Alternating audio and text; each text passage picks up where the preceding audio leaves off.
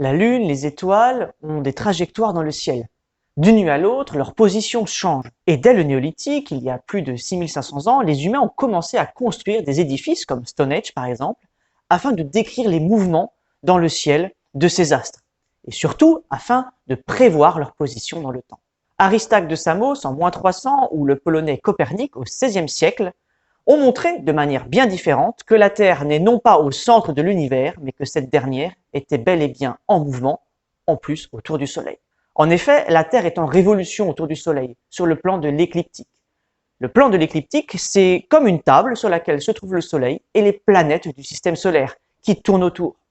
Le scientifique allemand Johannes Kepler expliqua mathématiquement d'ailleurs la trajectoire de ces planètes. Alors vous commencez à les connaître, les 8 planètes, Mercure, Vénus, la Terre, Mars, Jupiter, Saturne, Uranus et Neptune.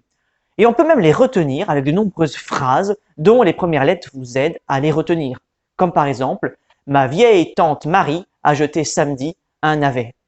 N'importe quoi, mais ça nous permet de le retenir. Bon, il n'y a pas que les planètes dans le système solaire. Les planètes ont aussi des satellites naturels, comme par exemple la Lune, que l'on connaît. Les satellites tournent donc autour de ces planètes et il y en a plus de 200 dans le système solaire. Il y a aussi 5 planètes naines, comme Pluton, Cérès ou Makemake, des astéroïdes, des comètes.